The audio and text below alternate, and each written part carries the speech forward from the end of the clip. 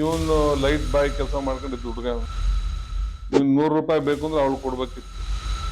ತನ್ನ ಬೂಟ್ಸ್ ಕಾಲಲ್ಲಿ ಆಕೆನ ಬಿಚ್ಕೊಂಡು ಹೊಡೆದಿರೋದು ಏಟ್ಗಳು. ನಾನು ಅವ್ರಿಗೆ ಹೇಳ್ದೆ, ಏನೋ ಅವ್ರ ಗಂಡ ಹೆಂಡತಿ ಒಂದಾಗ್ತಾರಂತೆ ಬಿಡಿ ಸರ್, ಸೆಲೆಬ್ರಿಟಿ ಬೇರೆ. ಆದ್ರೆ ಇವ್ನಿಗೆ ಇನ್ನೂ ಬುದ್ಧಿ ಬಂದಂಗೆ ಕಾಣ್ತಾನೆ. ಸುತ್ತಮುತ್ತಿನ ಪರಿಸ್ಥಿತಿ ಏನಾದ್ರು ದರ್ಶನ್ ಅವ್ರನ್ನ ಈ ತರ ಮಾಡ್ತಾ ಇದೆಯಾ ಅಂತ. ಇವನೇನ್ ಮಾಡಿದೆ, ಈ ಹೊರಗಿನ ಜೊತೆ ಸೇರ್ಕೊಂಡ್ಬಿಟ್ಟ. ಎಲ್ಲ ಪುಂಡ್ರು ಪೊಗ್ರಿಗಳು, ಆ ಶೆಡ್ ಏನೈತಲ್ಲ ಅದೆಲ್ಲ ಅದು ದೊಡ್ಡ ಕತೆ. ಅದು ಈತ ಅರೆಸ್ಟ್ ಆಗಿ 20 ದಿವಸ ಆದ್ರು ಸ್ವಂತ ತಾಯಿ ನೋಡಕ್ಕೆ ಹೋಗುದು. ಪೊಲೀಸಲ್ಲೂ ನಾವು ಟಾರ್ಚರ್ ಕೊಟ್ಟಿದೀವಿ ಇಲ್ಲ ಅಂತಿಲ್ಲ. ಇದು ಯಾವ ಡಿಗ್ರಿ ಅಂತ ಹೇಳಕ್ಕಲ್ಲ. ನಿಮ್ಮ ಅನುಭವದ ಪ್ರಕಾರ ದರ್ಶನ್ ಅವ್ರ ಬಿಡುಗಡೆ ಸಾಧ್ಯನಾ? 100% ಭಾಗ ನನಗೆ ಗೊತ್ತಿರಂಗೆ ಹೈಕೋರ್ಟ್ ಲೆವೆಲ್ ಆಗಲ್ಲ. ರಾಜ್ಯ ಕಂಡಂತೆ ಇವತ್ತು ಒಂದು ಬಹಳ ದೊಡ್ಡ ಚರ್ಚೆಯಲ್ಲಿರೋದು ಬಾಕ್ಸ್ ಆಫೀಸ್ ಸುಲ್ತಾನ್ ಅಂತ ದೊಡ್ಡ ಅಭಿಮಾನಿಗಳ ಸಂಘವನ್ನ ಕಟ್ಕೊಂಡು ಚಾಲೆಂಜಿಂಗ್ ಸ್ಟಾರ್ ಅಂತ ಬಿರುದನ್ನ ಪಡ್ಕೊಂಡಂತವ್ರು ದರ್ಶನ್ ರವರು. 2011 ಒಂದು ವಿಚಾರಕ್ಕೂ ದರ್ಶನ್ ಅವ್ರಿಗೂ ಒಂದು ನಿಮ್ಗೂ ಸಂಬಂಧ ಇದೆ. ಆ ಸಂಬಂಧ ನಾವ್ ಹೇಳೋದಕ್ಕಿಂತ ನೀವೇ ಜನಗಳಿಗೆ ತಿಳಿಸ್ಕೊಟ್ರೆ ಚೆನ್ನಾಗಿರುತ್ತೆ ಸರ್. ನಾನು 2009ರಿಂದ 2012ವರೆಗೂ ಉಪ್ಪಾರಪೇಟೆ ಇನ್ಸ್ಪೆಕ್ಟರ್ ಇದ್ದೆ. ಅದು ಬೆಂಗಳೂರು ಸಿಟಿ ವೆಸ್ಟ್ ಡಿವಿಷನ್ ಬರುತ್ತೆ. ಆ ವ್ಯಾಪ್ತಿಗೆ ವಿಜಯನಗರ ಪೊಲೀಸ್ ಸ್ಟೇಷನ್ ಬರುತ್ತೆ. ಆ ಸಂದರ್ಭದಲ್ಲಿ ಈ ದರ್ಶನ್ ಒಂದು ಸಂಜೆ ನಾವೆಲ್ಲ ಇದ್ದಂಗೆ ಅವ್ರ ಹೆಂಡತಿ ಬಂದು ಹಾಸ್ಪಿಟಲೈಸ್ಡ್ ಆಗಿ ಕಂಪ್ಲೇಂಟ್ ಆಗಿ ಕೇಸ್ ಆಯ್ತು ನೈಟ್. ಮತ್ತೆ ನೈಟೇ ಆತನನ್ನ ಅರೆಸ್ಟ್ ಮಾಡಿದ್ರು ದರ್ಶನ್ಗೆ. ಬೆಳಿಗ್ಗೆ ನನ್ನ ಹತ್ರ ದುನಿಯಾ ವಿಜಯಿ, ಬಣಕಾರ್ ಪ್ರೊಡ್ಯೂಸರ್, ಮತ್ತಾರು ಇನ್ನೊಂದಿಬ್ರು ನನ್ನ ಹತ್ರ ಬಂದ್ರು. ಅದು ನಮ್ಮ DCP ಆಫೀಸು ನಮ್ಮ ಉಪ್ಪಾರಪೇಟೆ ಸ್ಟೇಷನ್ ಒಂದೇ ಅಟ್ಯಾಚ್. ಅದು ಬಂದಾಗ ಅವಾಗ ನನ್ನದೇ ಆದ ಒಂದು ವ್ಯವಸ್ಥೆಯಲ್ಲಿ ನಾನು ಯಡಿಯೂರಪ್ಪ ಅವ್ರ ಜೊತೆ ಇದ್ದೆ ಅವಾಗ. ಇದರಲ್ಲಿ ಸ್ವಲ್ಪ ಏನಾರ ನಾನು ಹೇಳಿದ್ದನ್ನ ಕೇಳಿ ಗೌರವ ಕೊಡುವಂತ ವ್ಯವಸ್ಥೆನ ಆ ಕಾಲದಲ್ಲಿ ಅಧಿಕಾರಿಗಳು ಇಟ್ಕೊಂಡಿದ್ರು. ಆ ಹಿನ್ನೆಲೆಯಲ್ಲಿ ನನ್ನ ಹತ್ರ ಬಂದು ಈ ತರ ಆಗ್ಬಿಟ್ಟಿದೆ, ಗಂಡ ಹೆಂಡತಿ ಜಗಳ ಆಗ್ಬಿಟ್ಟಿದೆ, ಏನೋ ಸಾಲ್ವ್ ಮಾಡಿಸ್ಕೊಡಿ ಅಂತ. ಬಟ್ ನಾನು ವೆರಿಫೈ ಮಾಡ್ಲಾಗಿ ಆಕೆಗೆ ಕೈ ಫ್ರಾಕ್ಚರ್ ಆಗೋಗಿತ್ತು, ಕಿವಿ ಎಲ್ಲ ಹರ್ಕೊಂಡು ಹೋಗಿತ್ತು, ಮೈಯಲ್ಲಿ ಒಂದು ಭಾಗನೂ ಬಿಟ್ಟಿಲ್ಲ, ಅಷ್ಟು ಗಾಯಗಳಾಗೋಗಿತ್ತು. ಮತ್ತೆ ಏನಂತ ಎಲ್ಲ ಕೇಳಲಾಗಿ ರಾತ್ರಿ ಅದೇನೋ ಅವ್ರದ್ದು ಸ್ವಲ್ಪ ಈ ತರದ ಹೆಣ್ಮಕ್ಳು ವಿಚಾರದಲ್ಲೇ ಗಂಡ ಹೆಂಡತಿ ಜಗಳ ಇತ್ತು ಅವಾಗ್ಲೂ. ಆಕೆ ಇವನ್ನ ತುಂಬಾ ಇಷ್ಟಪಟ್ಟು ತಾನು ದುಡ್ಡನ್ನ ಇವನ್ಗೆ ಸಹಾಯ ಮಾಡಿ ಇವನ್ನ ಲವ್ ಮಾಡ್ಕೊಂಡು ಮದುವೆ ಮಾಡ್ಕೊಂಡು ಹುಡುಗಿ. ಅದು ಅವಳು ಎಜುಕೇಟೆಡ್, ಅವಳು ಸಾಫ್ಟ್ವೇರ್ ಇಂಜಿನಿಯರ್. ಇವನು ಲೈಟ್ ಬಾಯ್ ಕೆಲಸ ಮಾಡ್ಕೊಂಡಿದ್ದು ಹುಡುಗ. ಇವ್ನು 100 ರೂಪಾಯಿ ಬೇಕು ಅಂದ್ರೆ ಅವಳು ಕೊಡ್ಬೇಕಿತ್ತು. ಆ ಪರಿಸ್ಥಿತಿಲಿ ಇವನ್ನ ಇದ್ ಮಾಡ್ಕೊಂಡು ಸಾಕೊಂಡು ಬೆಳೆಸ್ಕೊಂಡು ಅವಳು. ಆ ಹುಡುಗಿಗೆ ಇವನು ಇನ್ನೊಂದು ಅಫೈರ್ಗಳು ಅದು ವಿಚಾರ ವ್ಯತ್ಯಾಸ ಆಗಿ ಸ್ವಲ್ಪ ಜಗಳ ಇತ್ತು ಅಂತ ಇತ್ತು. ಅವತ್ತು ರಾತ್ರಿ ಅವನು ಕುಡಿದು ಅವಳನ್ನ ಗಾಡಿಲಿ ಕುಂಡಿಸ್ಕೊಂಡು ಕಾರಲ್ಲಿ RPC ಲೇಔಟ್ ವಿಜಯನಗರ ಅಲ್ಲೆಲ್ಲ ಸ್ವಲ್ಪ ಓಡಾಡಿಸಿ 1.5 ಅವರ್ ಅನ್ಸುತ್ತೆ ತನ್ನ ಬೂಟ್ಸ್ ಕಾಲಲ್ಲಿ ಆಕೆನ ಬಿಚ್ಕೊಂಡು ಹೊಡೆದಿರೋದು ಏಟ್ಗಳು ಅವೆಲ್ಲ. ಸೊ ತುಂಬಾ ಕ್ರೂರವಾಗಿ ಇರೋ ವಿಚಾರ ನನ್ನ ಗಮನಕ್ಕಲ್ಲಿ ಬಂತು. ನಾನು ತುಂಬಾ ಗಲಾಟೆ ಮಾಡಿದೆ ಅವರು ದುನಿಯಾ ವಿಜಯ್ ಅವ್ರಿಗೆಲ್ಲ. ಇಂಥವನ್ಗೆಲ್ಲ ಯಾಕ್ರಿ ಬಂದಿದ್ರ, ಹೋಗ್ಲಿ ಬಿಡ್ರಿ ನನ್ನ ಮಕ್ಳು ಜೈಲಾಗಿರ್ಲಿ ಅಂತ ನಾನು ಸ್ವಲ್ಪ ಕಾರವಾಗಿ ರಿಯಾಕ್ಟ್ ಆದೆ. ಆಮೇಲೆ ಇಲ್ಲ ಸರ್, ಏನೋ ಅವ್ರು ಗಂಡ ಹೆಂಡತಿ ಒಂದಾಗ್ತಾರೆ, ಏನೋ ಮಾಡಿ ಸರ್ ಹಾಗೆ ಅಂತ. ನಾನು ಈಗ ಸ್ಟೇಜಲ್ಲಿ ಹೇಳೋದಿಲ್ಲ ಅಂತೇಳಿ ಅವ್ರಿಗೆ ಕಳಿಸ್ಬಿಟ್ಟೆ. ಅದಾಗಿ ಒಂದು 5 ದಿವಸ 6 ದಿವಸಕ್ಕೆ ವಿಜಯಲಕ್ಷ್ಮಿನೇ ಮತ್ತೆ ಇನ್ಯಾರೋ ಕರ್ಕೊಂಡು, ದಿನಕರ್ ಅನ್ಸುತ್ತೆ, ಅದೇ ದರ್ಶನ್ ತಮ್ಮ, ಒಳ್ಳೆ ಹುಡುಗ ಅವನು, ಅವರು ನನ್ನನ್ನು ಅಪ್ರೋಚ್ ಮಾಡಿದ್ರು. ಸರ್ ಇಲ್ಲ, ನಮ್ಮ ಅತ್ತಿಗೆ ಇದಾಗ್ತಾ ಇದ್ದಾರೆ, ಏನೋ ಆಗಿದ ಕೆಟ್ಟಗಳಿಗೆ ಬೇಡ ಅಂತ ಇದ್ದಾರೆ ಅಂತ. ಆದ್ರೆ ಅಲ್ಲಿ ಏನಾಗಿತ್ತು ಅಂದ್ರೆ ಅದು ನಾನ್ ಕಾಂಪೌಂಡಬಲ್ ಕೇಸ್. ಅದು ಕಾಂಪೌಂಡಬಲ್ ಕೇಸ್ ಅಲ್ಲ, ಅದು ರಾಜಿ ಮಾಡೋ ಕೇಸ್ ಅಲ್ಲ. ಆ ಸ್ಟೇಜಲ್ಲಿ ಈ ಜಡ್ಜ್ಗಳಿಗೆ ಮಾಡಕ್ ಬರಲ್ಲ. ಅದು 307 ಬೇರೆ ಆಗಿತ್ತು. ಅದ್ರಲ್ಲಿ 307 ಬೇರೆ ಹಾಕ್ಬಿಟ್ಟಿದ್ರಿಂದ ಅದ್ ಮಾಡಕ್ ಬರೋಲ್ಲ. ಹಾಗಾಗಿ ಅದು ಹೈಕೋರ್ಟ್ ಅಲ್ಲೇ ಆಗ್ಬೇಕು, ಅದು ಮಾಡಂಗಿದ್ರೆ ಹೈಕೋರ್ಟ್ ಅವ್ರು ಮಾಡ್ಬೇಕು. ಹ್ಮ್ ಅದಕ್ಕೆ ಇವರು ನನ್ನನ್ನ ತುಂಬಾ ರಿಕ್ವೆಸ್ಟ್ ಮಾಡೋದು. ಅವಾಗ ನಮ್ಮ DCP ಸಿದ್ದರಾಮಪ್ಪ ಇದ್ರು. ಹ್ಮ್ ನಾನು ಅವ್ರಿಗೆ ಹೇಳ್ದೆ, ಏನೋ ಅವ್ರ ಗಂಡ ಹೆಂಡತಿ ಒಂದಾಗ್ತಾರಂತೆ, ಬಿಡಿ ಸರ್, ಸೆಲೆಬ್ರಿಟಿ ಬೇರೆ ಅವನು, ಹ್ಮ್ ಬದುಕಲ್ಲಿ ನಂಗೆ ನಾವು ಸ್ವಲ್ಪ ಹೇಳಿ ಹ್ಮ್ ಬೇಗ ಬೇಗ ಚಾರ್ಜ್ ಶೀಟ್ ಎಲ್ಲ ಹ್ಮ್ ಮಾಡಿಸಿ ಕೋರ್ಟ್ಗೆ ಫೈನಲ್ ಮಾಡ್ದಂಗೆ ಮಾಡಿ, ಹ್ಮ್ ಆಮೇಲೆ ಇವರು ಹೈಕೋರ್ಟ್ ಅಲ್ಲಿ ಅಪ್ಲಿಕೇಶನ್ ಹಾಕಕ್ಕೆ ರಾಜ್ಯಕ್ಕೆ ಅಷ್ಟೊತ್ತಿಗೆಲ್ಲ 22 ದಿವಸ ಆಗಿತ್ತು. ಹ್ಮ್ ಆವಾಗ ಹೈಕೋರ್ಟ್ ನ್ಯಾಯಾಧೀಶ, ನನ್ನ ಹೆಸರು ಮರ್ತೋದೆ, ಹ್ಮ್ ಮತ್ತೆ ಲೇಡಿ ಯಾರು ಇದ್ರು, ಅವರು ಹ್ಮ್ ಡಬಲ್ ಬೆಂಚ್ ಅನ್ಸುತ್ತೆ, ಹ್ಮ್ ಅವರು ಇವ್ರಿಗೆ ಸೀರಿಯಸ್ ವಾರ್ನ್ ಮಾಡಿ ಚೆನ್ನಾಗಿ ನೋಡ್ಕೋಬೇಕು ಅಂತೆಲ್ಲ ಹೇಳಿ ಹ್ಮ್ ರಾಜಿ ಆಗೋದಕ್ಕೆ ಇದಾಯಿತು. ಆ ಸಂದರ್ಭದಲ್ಲಿ ಏನೇನು ಅವ್ರಿಗೆ ಡಾಕ್ಯುಮೆಂಟೇಶನ್ಸ್ ಮಾಡಿಕೊಡ್ಬೇಕಿತ್ತು, ಮಾಡಿಸ್ಬೇಕು, ಅದೆಲ್ಲ ನನ್ನ ಹತ್ರನೇ ಮೂಲಕನೇ ಒಟ್ಟಾರೆ ಹಿಂದೆ ದುನಿಯಾ ವಿಜಯ್ ಬಿದ್ದಿದ್ರು ನಿಮಗೆ. ಅವಾಗಿದ್ರು ಅವಾಗೆಲ್ಲ. ಹ್ಮ್ ಹ್ಮ್ ಈ ಆಮೇಲೆ ಅವ್ರ ವೈಫು, ಹ್ಮ್ ಕೆಲವು ಲಾಯರ್ಸ್, ಅವ್ರ ಹೆಸರುಗಳು ಜ್ಞಾಪಕ ಇಲ್ಲ, ಹ್ಮ್ ಅವರೆಲ್ಲ ನಾನು ರೆಗ್ಯುಲರ್ ಟಚ್ ಅಲ್ಲಿ ಇದ್ದು ಅದೆಲ್ಲ ಅನುಕೂಲ ಮಾಡಿಕೊಟ್ಟಿದ್ದೆ. ಹ್ಮ್ ಹ್ಮ್ ರಾಜಿ ಆಯ್ತು, ಹ್ಮ್ ಅವನ ಆಚೆಗೆ ಬಂದ, ಹ್ಮ್. ಬೇಲು ಹಂಗೆಲ್ಲ ಆಯ್ತು. ಅದಾದ್ಮೇಲೆ ನಮ್ಮ ಅಣ್ಣನ ಮಗಳು ಮದುವೆಗೆ, ಹ್ಮ್ ಈಗ ಹೈಗ್ರೌಂಡ್ ಇನ್ಸ್ಪೆಕ್ಟರ್ ಇದ್ದಾರೆ ಭರತ್ ಅಂತ, ಅವ್ರ ಮದುವೆಗೆ ಇಲ್ಲಿಗೆ ಇನ್ವೈಟ್ ಮಾಡಿದ್ದೆ. ಹ್ಮ್ ನಮ್ಮ ಅಣ್ಣನ ಮಗಳ ಮದುವೆಗೂ ಬಂದಿದ್ದೆ ಇಲ್ಲಿ. ಹ್ಮ್ ಪ್ಲಸ್ ಜಯಣ್ಣ ಅಂತೇಳಿ ಫಿಲಂ ಪ್ರೊಡ್ಯೂಸರ್ ಇದ್ದಾರೆ, ಹ್ಮ್ ಹ್ಮ್ ನಮ್ JP ನಾರಾಯಣ ಸ್ವಾಮಿ ಅವ್ರ ಹೌದು, ಹೌದು. ಅವ್ರ ಮಗದ್ದು ಮದುವೆ, ನಮ್ಮ ಮನೇಲೂ ಮದುವೆ, ಹ್ಮ್ ಎರಡನ್ನ ಅಟೆಂಡ್ ಮಾಡಕ್ಕೆ ಅವರು ರಾಕ್ಲೈನ್ ವೆಂಕಟೇಶು, ರಮೇಶ್ ಇವರೆಲ್ಲ ಬಂದಿದ್ರು. ಹ್ಮ್ ಸೊ ನಮ್ದು ಅಟೆಂಡ್ ಮಾಡಿ ಅದು ಒಂದ್ಸತಿ ಬಂದೋದ್ರು.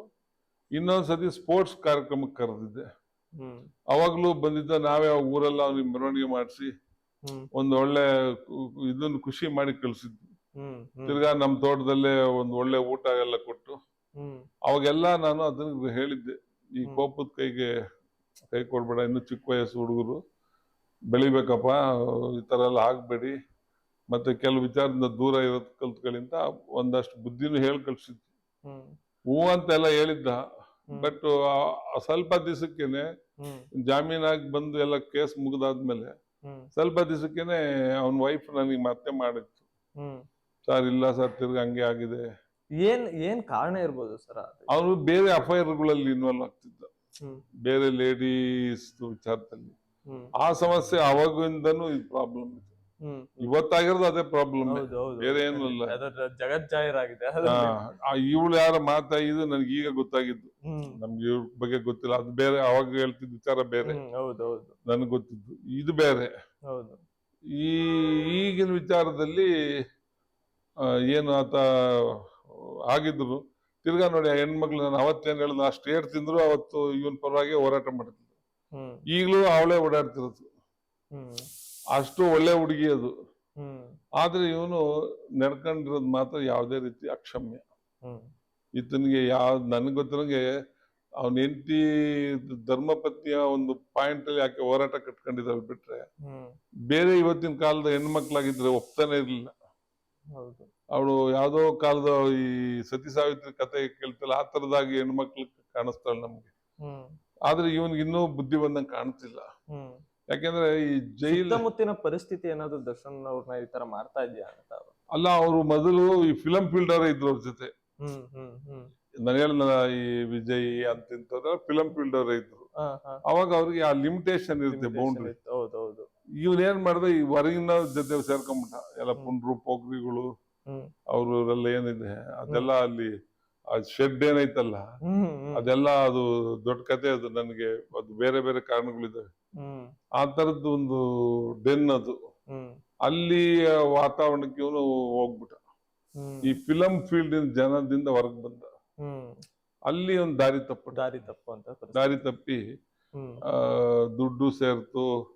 ಆಮೇಲೆ ಅವ್ರಿಗೆ ತಂದೆ ತಾಯಿನೂ ಲೆಕ್ಕಿಲ್ಲ, ಅವರು ತಮ್ಮ ಅವನು ಲೆಕ್ಕಿಲ್ಲ.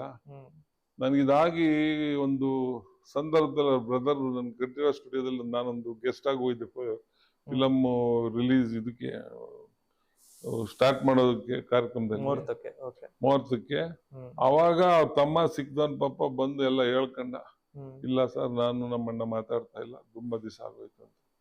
ನನ್ಗೆ ಆಶ್ಚರ್ಯ ಆಗೋಯ್ತು.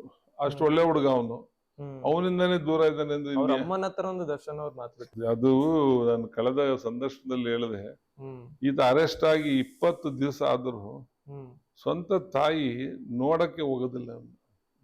ಹ್ಮ್ ಅಂದ್ರೆ ಎಷ್ಟು ಕಠಿಣತೆ ಆಕೆಗೆ ಬಂದೋಗಿದೆ ಇವನ ನಡವಳಿಕೆ ಅಂತ ನಾವು ಅರ್ಥ ಮಾಡ್ಕೋಬೇಕು.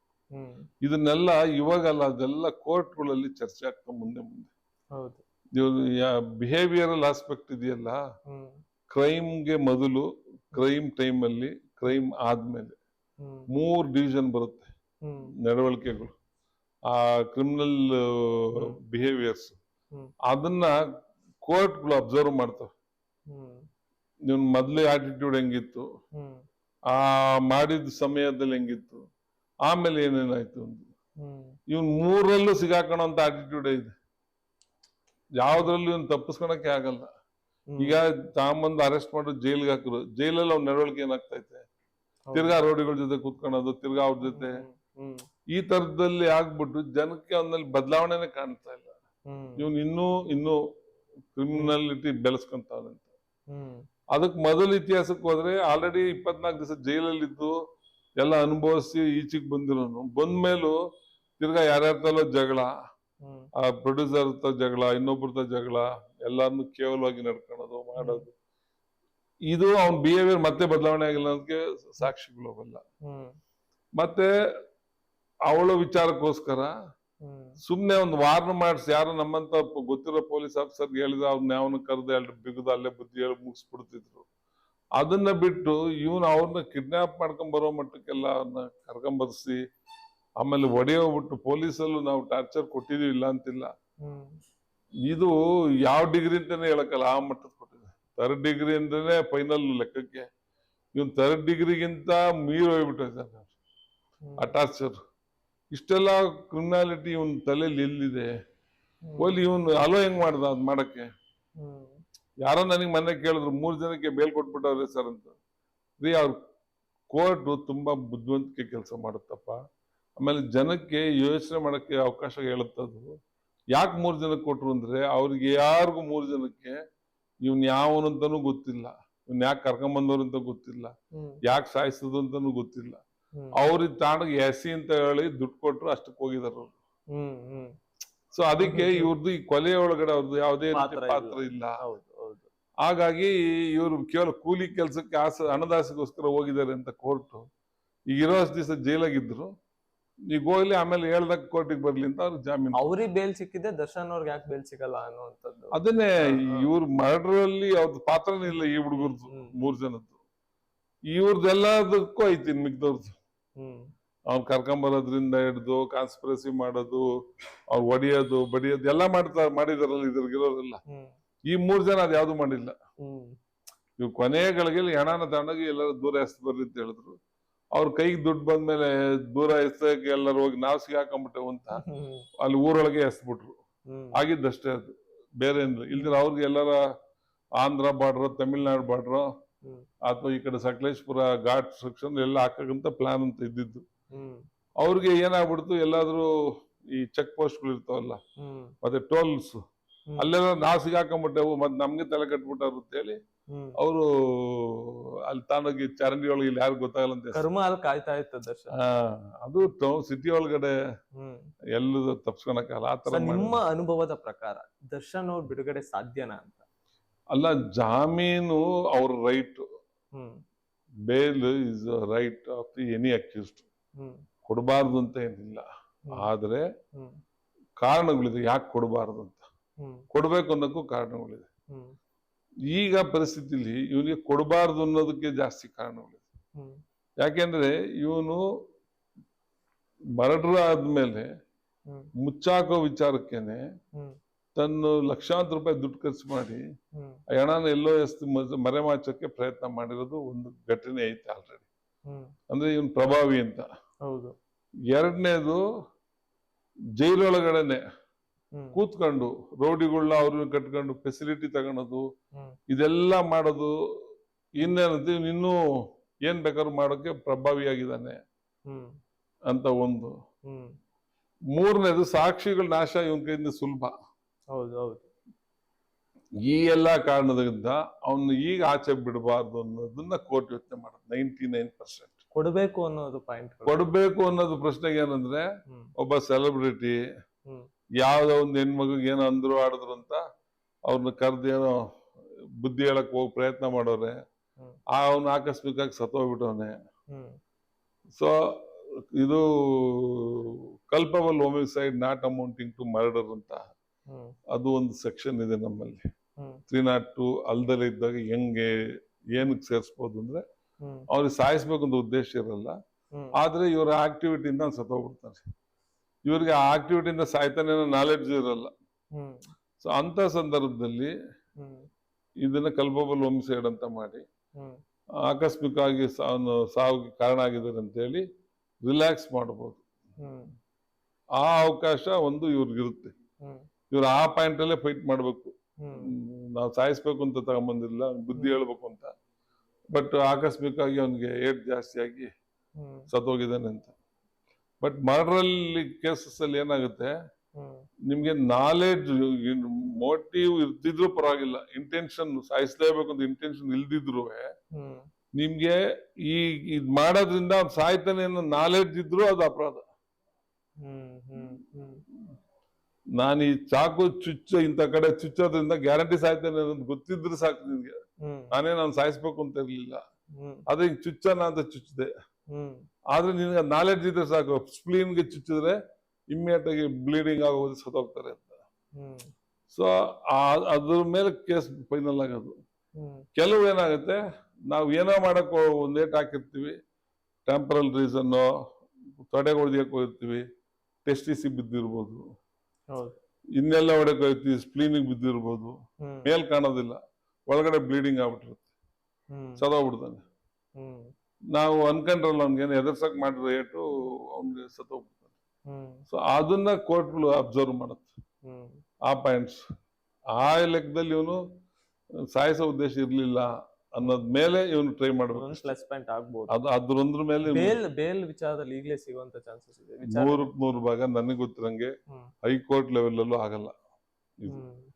ಸೆಷನ್ ಕೋರ್ಟ್ ಇನ್ನು ಮುಂದೆ ಹೈಕೋರ್ಟ್ ಅಲ್ಲೂ ಮಾಡಲ್ಲ. ಯಾಕಂದ್ರೆ ಕೋರ್ಟ್ಗಳನ್ನು ಸಾಮಾಜಿಕ ನ್ಯಾಯ ನೋಡ್ತಾ ಇರ್ತವೆ, ಬರೀ ಕಾನೂನು ನ್ಯಾಯ ಅಷ್ಟೇ ನೋಡೋದಿಲ್ಲ. ನಾವು ಇಂಥವ್ರಿಗೆ ತಕ್ಷಣ ಹಿಂಗೆ ಬೇಲ್ ಕೊಡೋದು ಮಾಡೋದು ನ್ಯಾಯಾಲಯಗಳು ಸುಲಭ ಅಂತ ಜನಕ್ಕೆ ಅಭಿಪ್ರಾಯ ಬಂದ್ಬಿಟ್ರೆ, ದುಡ್ಡಿರೋರು ಪ್ರಭಾವ ಇರೋರು ಯಾವಾಗ ರಾಚಿಗೆ ಬಂದ್ಬಿಡ್ಬೋದು ಅಂತಾದಾಗ ಕೋರ್ಟ್ಗಳನ್ನ ಮರ್ಯಾದೆ ಕೊಡಲ್ಲ ಅಂತ ಹೇಳಿ ಅದು ಸಾಮಾಜಿಕ ನ್ಯಾಯದ ತಲೆಯಲ್ಲಿ ಇಟ್ಕೊಂಡ್ ಮಾಡ್ತಾರೆ. ಬರೀ ಕಾನೂನು ನ್ಯಾಯ ಒಂದೇ ಅಲ್ಲ, ಸಾಮಾಜಿಕ ನ್ಯಾಯನೂ ಯೋಚನೆ ಮಾಡ್ತಾರೆ. ಜನರಿಗೊಂದು ದಿಗಿಲು ಬರ್ಬೇಕು, ಸೆಲೆಬ್ರಿಟಿಗಳು ಅಥವಾ ಈ ಪ್ರಭಾವಿಗಳಿಗೆ ಭಯ ಬರ್ಬೇಕು, ನಾವ್ ಹಿಂಗೆಲ್ಲ ಮಾಡಬಾರ್ದು, ನಡ್ಕೋಬಾರ್ದು ಅಂತ ಹೇಳಿ. ಆ ಹಿನ್ನೆಲೆಯಲ್ಲಿ ಕೋರ್ಟ್ಗಳು ಯೋಚನೆ ಮಾಡಿ ಸದ್ಯಕ್ಕೆ ಒಳಗೆ ಇರ್ಲಿ ಬಿಡಿ ಅಂತ. ಆಮೇಲೆ ಫಾಸ್ಟ್ ಟ್ರ್ಯಾಕ್ ಕೋರ್ಟಿಗೆ ಬೇರೆ ಕೊಡ್ತಾ ಇರೋದ್ರಿಂದ ಟ್ರಯಲ್ ಬೇಗ ಮುಗಿದಿತ್ತೆ. ಸೊ ಅಲ್ಲಿವರೆಗೂ ಒಳಗೆ ಇರ್ಲಿ ಅವನು, ಸಾಕ್ಷಿಗಳಿಗೂ ತೊಂದರೆ ಇರಲ್ಲ, ಮತ್ತೊಂದಿರಲ್ಲ, ಮತ್ತೆ ಭಯ ಬರ್ಲಿ ಬೇರೆಯವ್ರಿಗೆ. ಈ ಹಿನ್ನೆಲೆಯಲ್ಲಿ ಬೇಲ್ ರಿಜೆಕ್ಟ್ ಆಗುತ್ತೆ. ವೀಕ್ಷಕರೇ, ಒಟ್ಟಾರೆ ದರ್ಶನ್ ರವರು ಮಾಡ್ಕೊಂಡಿದ್ದು ಅವರ ಕೈಯಾರೇನೆ. ಅವರ ಧರ್ಮಪತ್ನಿ ಅವರಿಗೆ ಬಹಳಷ್ಟು ಬ್ಯಾಕ್ ಸಪೋರ್ಟ್ ಆಗಿ, ಒಂದು ಹೆಣ್ಮಗು ಯಾವೆಲ್ಲ ರೀತಿಯಾಗಿ ಒಂದು ಗಂಡನಿಗೆ ಸಹಾಯ ಮಾಡಬೇಕು ಅದೇ ರೀತಿಯಾಗಿ ಮೊದಲಿಂದಲೂ ಕೂಡ ಸಹಾಯ ಮಾಡ್ತಾ ಬರ್ತಾ ಇದ್ದಾರೆ. ಅವರು ಅದನ್ನ 2011-12 ನಾವು ನೋಡಿದ್ವಿ ಅನ್ನುವಂಥದ್ದು ಲೋಕೇಶ್ವರ್ ಅವ್ರ ಮಾತಾಗಿತ್ತು. ಮುಂದಾದ್ರೂ ಕೂಡ ಅವರು ದಾರಿಯನ್ನ ಬದಲಾಯಿಸಿ ಅವರೊಂದು ಒಳ್ಳೆ ಮಾರ್ಗವನ್ನ ಹುಡಿಕೊಳ್ಳಿ ಎನ್ನುವಂಥದ್ದು ಕೂಡ ಲೋಕೇಶ್ವರ್ ಅವರ ಮಾತಾಗಿತ್ತು. ನೋಡ್ತಾ ಇರಿ ಪ್ರಜಾಶಕ್ತಿ ಟಿವಿ, ಇದು ನಿಮ್ಮ ಧ್ವನಿ.